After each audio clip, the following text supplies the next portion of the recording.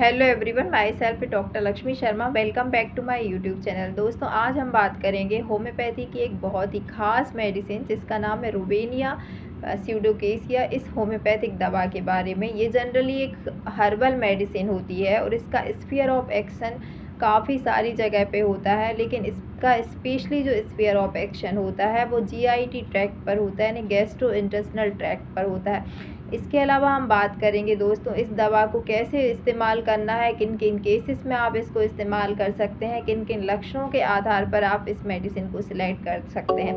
इसके पहले दोस्तों, अगर आप मेरे चैनल पर नए हैं तो बेल आइकन को प्रेस करके चैनल को सब्सक्राइब ज़रूर कर लें। वीडियो बहुत ही इन्फॉर्मेटिव है, इसलिए वीडियो को बिना स्किप किए एंड तक ज़रूर देखें। तो चलिए शुरू करते हैं। दोस्तों, ये जो रुबेनिया स्यूडोकेसिया होम्योपैथिक मेडिसिन होती है, उसका मेन स्फीयर ऑफ एक्शन आपके जीआईटी ट्रैक्ट पर होता है। ये GIT trouble and gastric trouble के लिए काफ़ी अच्छी होम्योपैथिक मेडिसिन मानी जाती है। जब आपको हाइपर क्लोरहाइड्रिया, एक ऐसी कंडीशन होती है जिसमें आपको हाइड्रोक्लोरिक एसिड, जो कि आपके स्टमक में खाने को डाइजेस्ट करने वाला एसिड होता है, उसका प्रोडक्शन ज़रूरत से ज़्यादा होता है। ओवर प्रोडक्शन के कारण आपके गले में यानी रिगर्जिटेशन के थ्रू वापस आने लगता है। आपके माउथ में जो है वो सोर इरक्टेशन होता है, यानी खट्टी डकार आती है इसके कारण, और ये बहुत ज़्यादा मात्रा में बनता है। और साथ में काफ़ी एक्रिड होता है डिस्चार्ज। एक्रिड का मतलब होता है एकदम छील देने वाला डिस्चार्ज होता है। जहाँ भी टच होता है वहाँ की स्किन में आपको बर्निंग सेंसेशन होता है, साथ में सोर इरक्टेशन जैसी कंडीशन होती है। तो ये सभी स्थिति इस जो मेडिसिन है ये इसका प्रमुख लक्षण होता है। अगर आपको ऐसी कोई प्रॉब्लम होती है जिसमें आपको हाइपर एसिडिटी के कारण खट्टी डकारें आती हैं और आपको खाने का जो है वो रिगर्जिटेशन हो रहा है, तो इस कंडीशन में गर्ड के केसेस में भी आप ये रुबेनिया स्यूडोकेसिया होम्योपैथिक का मदर टिंचर इस्तेमाल कर सकते हैं। इसके अलावा दोस्तों, इसका जो गैस्ट्रिक सिम्टम्स अगर हम देखें तो इस टाइप के सिम्टम्स होते हैं कि आपके पेट में बहुत ज़्यादा फ्लैचुलेंस बनता है, यानी गैस इतनी ज़्यादा बनती है कि आपका एब्डोमेन एकदम डिस्टेंडेड रहता है। और इस गैस बनने का जो मुख्य कारण होता है वो स्टार्ची फूड होता है। जब आप स्टार्ची फूड का डाइजेशन अगर आपके एब्डोमेन में प्रॉपर नहीं हो पा रहा है, आपके प्रोटीन है उसका अगर अच्छे से डाइजेशन होता है, लेकिन जब भी आप कार्ब स्टार्च युक्त जो आहार लेते हैं, जैसे डाइट लेते हैं, जैसे कि राइस है या फिर चपाती है या फिर आप कोई भी पोहा वगैरह लेते हैं जो कि जिसमें कार्ब की अमाउंट बहुत ज़्यादा होती है, तो उसको डाइजेस्ट करने में आपको काफ़ी प्रॉब्लम होती है। इसकी वजह से आपको इंडाइजेशन होता है, फ्लैचुलेंस यानी गैसेस बनने लगती हैं, और इंडाइजेशन स्पेशली स्टार्च डाइट के कारण होता है। इसके अलावा अगर आप नॉन वेज डाइट का इस्तेमाल करते हैं तो उसके कारण भी आपको इंडाइजेशन और फ्लैचुलेंस की प्रॉब्लम होती है, और आपके पेट में इतनी ज़्यादा गैस बनती है कि एब्डोमेन डिस्टेंडेड होता है। और इसका जो फ्लैचुलेंस का लक्षण होता है दोस्तों, कि आपको जो डकार तो बहुत ज़्यादा इसमें आती हैं, लेकिन डकार से आपको आराम नहीं मिल, और गैस इतनी ज़्यादा बनती है कि ना ही वो आपके माउथ के थ्रू बाहर जा पाती है, ना ही नीचे से गैस पास आउट हो पाती है। इस तरह की जो कंडीशन होती है वो रुबेनिया स्यूडोकेसिया का मुख्य लक्षण होता है, यानी गैस का फंस जाना, यानी गैस ट्रैपिंग जैसी कंडीशन इस मेडिसिन का मुख्य लक्षण होता है। तो इस तरह के लक्षणों के आधार पर आप इस मेडिसिन को सिलेक्ट कर सकते हैं, इस्तेमाल कर सकते हैं।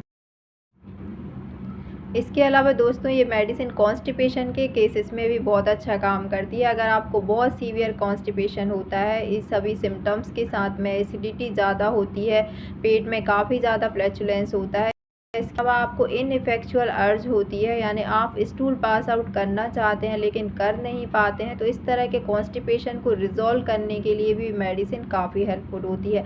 इसके अलावा दोस्तों, इसका जो पिक्यूलियर सिम्टम होता है वो इसके जो सारे डिस्चार्जेस होते हैं वो सोर यानी खट्टे होते हैं। चाहे वो इसका पसीना हो इस पेशेंट का, वो भी खट्टापन होता है उसमें, और स्टूल जो होता है उसमें भी सोर स्मेल होती है। इसकी जो वोमिटिंग होती है, इरक्टेशन होती है, सभी जो होती हैं काफ़ी सोर होती हैं, यानी खट्टी खट्टी स्मेल इसकी बॉडी से आती है। इसके सारे डिस्चार्जेस से खट्टी स्मेल आती है, जो कि इसका पिक्यूलर सिम्टम होता है।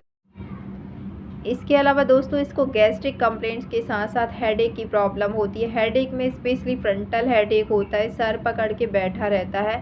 जैसे जैसे इसकी गैस्ट्रिक ट्रबल बढ़ती जाती है वैसे वैसे इसका हेडेक भी सीवियर होता जाता है। हेडेक में थ्रॉबिंग टाइप का पल्सेटिंग जैसा पेन होता है। इसके अलावा इसको माइग्रेन की समस्या भी हो सकती है बहुत ज़्यादा। एंजाइटी डिप्रेशन के कारण इसके मेंटल सिम्टम में एंजाइटी बहुत ज़्यादा देखी जा सकती है, जिसके कारण इसको माइग्रेन की प्रॉब्लम हो सकती है। माइग्रेन के साथ साथ इसको नोशिया वोमिटिंग जैसी शिकायत भी हो सकती है। तो इसके लिए भी ये काफ़ी अच्छी मेडिसिन मानी जाती है। अब बात करते हैं दोस्तों इसके एग्रावेशन एमोलरेशन के बारे में, यानी किन किन कंडीशन में इसकी सभी प्रॉब्लम्स बढ़ जाती हैं और किन किन कंडीशन में इसको अच्छा महसूस होता है। जो इसकी जो सारी ट्रबल्स होती हैं वो स्पेशली मूवमेंट करने पे या इमोशन करने पे इसकी प्रॉब्लम्स बढ़ती है। इसके अलावा इसकी कंप्लेंट्स नाइट जैसे ही रात होती है वैसे ही जब या फिर खाने के बाद इसकी जो कंप्लेंट्स है वो बहुत ज़्यादा बढ़ने लगती हैं। और इनको आराम जो एमोलरेशन की कंडीशन होती है, यानी इसको शांत और चुपचाप बैठे रहने से इसको काफ़ी अच्छा महसूस होता है। तो ये इसका एमोलरेटिव सिम्टम होता है। तो इस प्रकार के लक्षणों के आधार पर आप इस मेडिसिन को सिलेक्ट कर सकते हैं। गैस्ट्रिक ट्रबल के लिए सभी जितनी भी प्रॉब्लम्स होती हैं इसको दोस्तों अगर आप लोअर पोटेंसी में इस्तेमाल करेंगे तो इसके काफ़ी अच्छे रिजल्ट मिलते हैं। जो रुबेनिया स्यूडोकोसिया होम्योपैथिक मेडिसिन होती है इसकी जो कम से कम पावर 3x होती है, 3x पोटेंसी में काफ़ी अच्छा काम करती है। अगर आपको फ्लैचुलेंस की प्रॉब्लम है, आपको लगातार ऐसी प्रॉब्लम बनी रहती कि आपका पेट एकदम फूल जाता है, एब्डोमेन डिस्टेंडेड हो जाता है और फ्लैटस भी पास आउट नहीं हो पाता है। इसके अलावा आपको खाने में काफ़ी ज़्यादा इंडाइजेशन होता है, कार्ब डाइट आपको सूट नहीं करती है, तो आप इन सभी लक्षणों के आधार पर इस मेडिसिन को सिलेक्ट कर सकते हैं। इसके अलावा आपको खट्टी डकारें आती है, आपका पसीना भी खट्टा लगता है, यानी आपकी बॉडी से अगर सोर स्मेल आती है, तो इस तरह की कंडीशन के लिए भी आप इस मेडिसिन को इस्तेमाल कर सकते हैं। इस मेडिसिन को गैस्ट्रिक ट्रबल के लिए अगर आप इस्तेमाल करते हैं तो इसको 3x पावर में आप लीजिए और इसमें भी 2 गोली सुबह, 2 दोपहर, 2 शाम, दिन में 2-2 गोली आपको 3 बार आप इस्तेमाल करें। आप देखेंगे कि आपकी सारी गैस्ट्रिक ट्रबल्स धीरे धीरे ख़त्म हो जाएंगी। ये गैस्ट्रिक ट्रबल के लिए काफ़ी अच्छी मेडिसिन मानी जाती है। इसके अलावा अगर आपको माइग्रेन की प्रॉब्लम है तो आप रुबेनिया माइग्रेन की प्रॉब्लम स्पेशली गैस्ट्रिक ट्रबल के कारण होती है तो आप रुबेनिया को 30 CH पोटेंसी में इस्तेमाल कर सकते हैं। इसको डाइल्यूशन फॉर्म में 2 बूंद सुबह, 2 बूंद शाम, जीभ पर 2 बार इस्तेमाल करें। अगर आपको गैस्ट्रिक ट्रबल से माइग्रेन होता है या जनरल हेडेक होता है जो कि थ्रॉबिंग नेचर का है तो ये भी प्रॉब्लम आपकी काफ़ी हद तक कंट्रोल हो जाएगी। मुझे उम्मीद है दोस्तों आज का ये वीडियो आपको ज़रूर पसंद आया होगा। वीडियो पसंद आए तो वीडियो को लाइक शेयर करना ना भूलें और अगर आपने मेरे चैनल को सब्सक्राइब नहीं किया है तो प्लीज़ सब्सक्राइब ज़रूर कर लें। मिलते हैं नेक्स्ट वीडियो में इसी तरह के और अपडेट्स के साथ, तब तक के लिए bye bye. Thanks for watching.